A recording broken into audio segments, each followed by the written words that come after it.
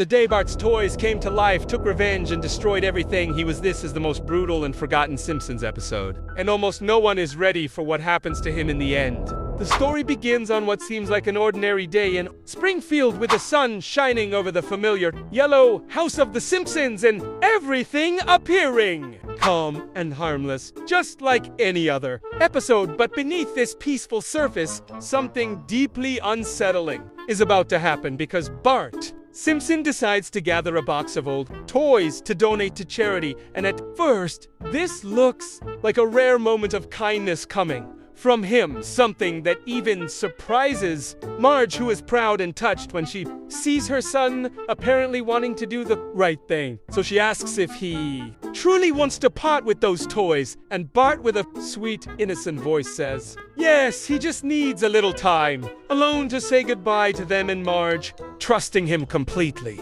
agrees, thinking that maybe her son is finally becoming a more responsible kid. But as soon as Marge leaves the room, Bart's expression changes entirely. His eyes shift into something cold and mischievous, and he grabs the first toy like a predator examining its prey. And what follows is a sequence that feels straight out of a nightmare. The boy starts mutilating the toys in the most disturbing ways. He tears off arms and legs, he rips out plastic eyes, he burns small pieces, he crushes toy heads, laughing quietly as if he is directing his own horror movie. And the room slowly becomes filled with broken pieces, bits of melted plastic, torn fabric, and twisted little bodies scattered everywhere, like the remnants of a battlefield forgotten by time. And through all of this, we get the eerie sense that these toys are not just objects, but silent witnesses to the cruelty of the child who owns them. When he finishes destroying everything he wants, Bart casually throws the remaining toys into the donation box, acting as if nothing happened, and walks downstairs, smiling to hand the box to Marge, who congratulates him for being generous and thoughtful. She is so proud that she even rewards him with a brand new Radioactive Man action figure, shiny, colorful, full of heroic confidence. And Bart, excited, runs back to his room, ready to play, leaving the new toy alone for a brief moment. As soon as Bart leaves, something impossible happens. Radioactive Man slowly wakes up, his eyes blink, his arms twitch, and he looks around, amazed, thinking he has arrived in the home of a kind and caring child, a place where he will be loved and played with gently. But this hope disappears quickly, because on the shelf nearby sits a Krusty the Clown doll, staring at him silently, until finally Krusty moves and speaks with a voice full of bitterness, explaining that Bart is not the boy Radioactive Man thinks. He tells him the truth, that Bart is dangerous, cruel, and that many toys before have suffered terrible fates in this very room. And Krusty shows him the evidence, the melted pieces, the shredded plastic, the torn limbs, all the destroyed toys left behind like a graveyard of forgotten friends. Radioactive Man refuses to believe it at first, because every hero wants to see the good in others. But the terror in Krusty's voice and the horror across the room make him realize that he might be living in the worst home a toy could end up in. Still, he tries to stay positive, convinced that maybe he can change Bart, or be special enough to be treated differently. But deep inside, a growing fear starts to form. Later, Bart returns eager to play, and he grabs Radioactive Man, creating a dramatic story saying the hero must save the city from a bomb. But this bomb is not a toy. It is the microwave in the kitchen. And without hesitation, Bart puts the action figure inside, sets the timer to maximum, and walks away when he hears Homer calling him from the living room, leaving Radioactive Man trapped as the machine begins to glow, heat, crackle, and hum. Inside the microwave, Radioactive Man realizes he is about to die. He tries to move, he tries to scream, but there is nothing he can do as the waves of heat start melting his legs, his arms, his chest, his face dripping and warping while plastic bubbles form and burst. Across his heroic body, he vows that he will take revenge for all the toys that suffered before him, but before he can finish that thought, his entire body collapses into a molten heap as the microwave explodes, spreading pieces across the kitchen. And this is only the beginning of the nightmare that will soon turn Bart Simpson into something far worse than any toy he ever destroyed. When the explosion of the microwave settles, the kitchen fills with smoke and tiny melted fragments of what used to be radioactive. Men drip down the glass like tears, and as the room grows quiet, something changes in the atmosphere of the house.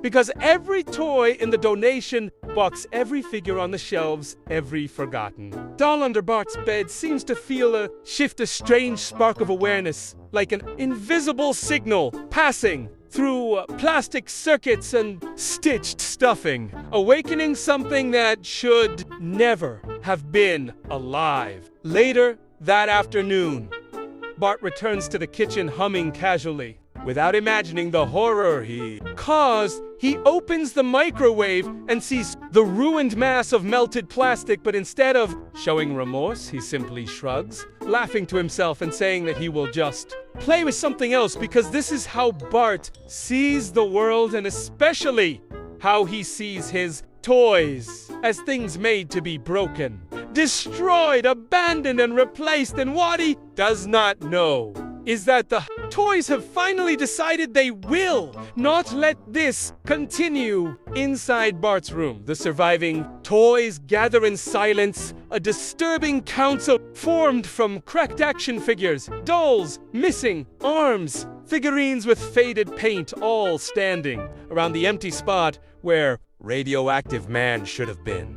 And in the center, Krusty delivers the news with a voice full of rage, saying Radioactive Man is gone, and we all know who is responsible. And every toy nods because there is no doubt. And as they all stare at the door, waiting for Bart's return, a new idea forms, an idea no toy would normally have, but the cruelty they endured has transformed them. And for the first time, they decide to take control of their own fate. As night falls, Springfield becomes quiet, and the Simpsons house sinks into a stillness that feels unnatural. And while Homer snores loudly on the couch and Marge folds laundry in her bedroom, Bart climbs into bed, thinking the day ended normally, but the shadows in his room move differently. Tonight, shifting, stretching, forming shapes that should not be moving at all. And then, in the corner of the room, a small plastic footsteps forward, followed by another and another,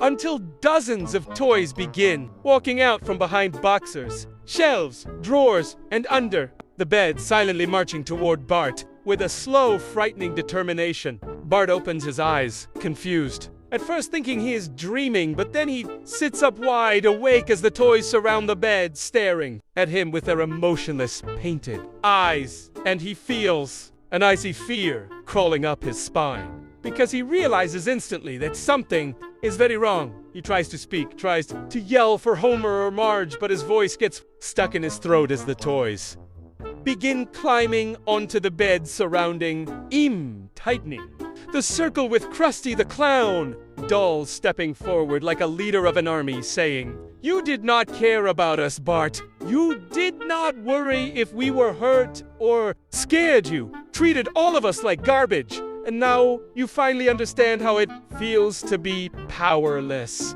Bart begs them to stop saying he would never have hurt them if he knew they had feelings. But Krusty shakes his head, and the other toys begin to pull ropes, strings, and pieces of fabric, wrapping them around Bart, Essie arms and legs, binding him while he thrashes, desperately trying to break free. But their grip is stronger than he expects, because there are too many of them all working together, and they drag him off the bed with a loud thud, Bart sliding across the floor, unable to escape as they pull him out of his room, through the hallway and toward the backyard. Under the pale moonlight, the toys carry him step by step up into his tree house, their plastic feet clacking against the wooden ladder. And when they finally reach the interior, they throw Bart onto the floor, surrounding him again. And Krusty announces that justice will be served tonight, the kind of justice Bart never gave them, and the toys begin what they call their operation, a twisted parody of plastic surgery using scissors, glue toy, screws,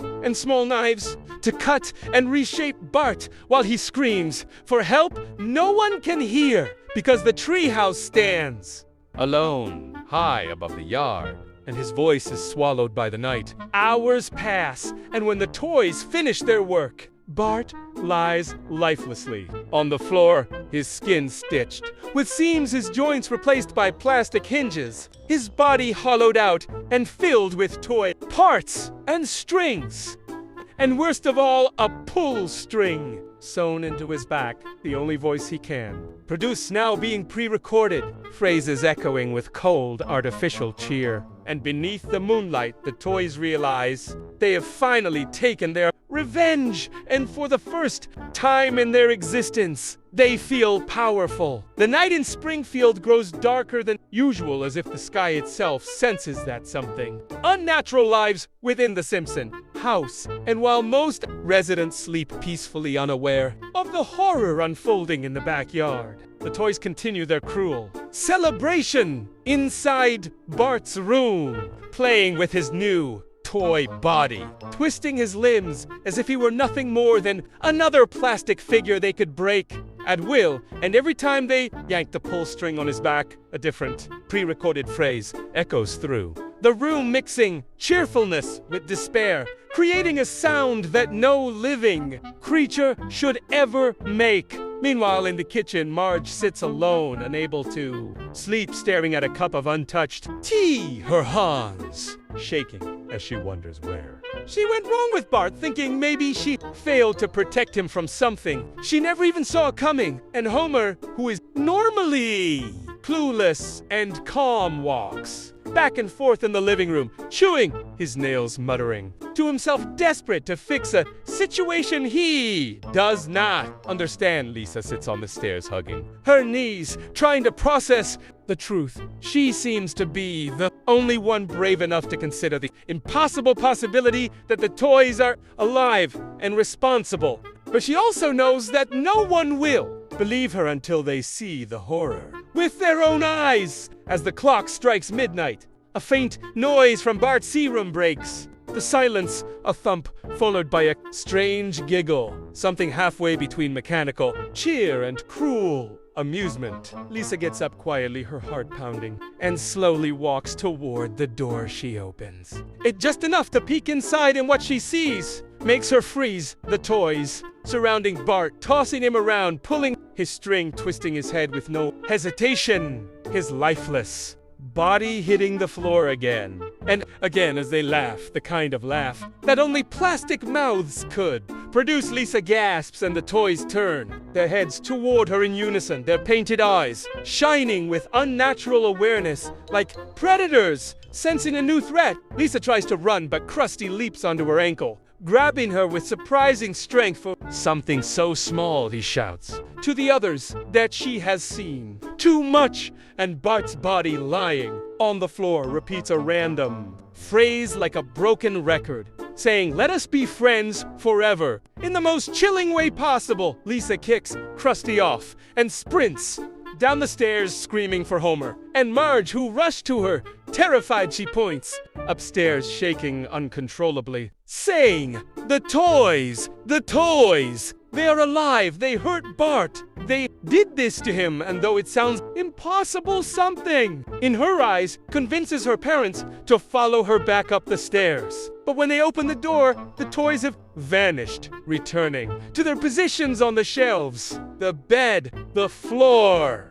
As if nothing happened, Bart lies, motionless and silent on the ground, facing the wall, like a doll tossed aside after playtime. Homer kneels beside him, crying, telling him to wake up, telling him to say something, anything. But the only sound comes from Bart's pull string when Marge breaks down and tugs it desperately. It plays a cheerful line, completely disconnected from the moment. "I love my family. more than anything, causing her to collapse into Homer's arms sobbing. Lisa insists the toys moved, that they spoke, that they attacked Bart, but Marge is too distraught to process the words, and Homer, overwhelmed by grief, shakes his head, trying to convince himself that his daughter must be imagining things, but deep down, he remembers the explosion in the kitchen, the melted toy, the strange feeling in the house. He knows something is wrong, something unnatural,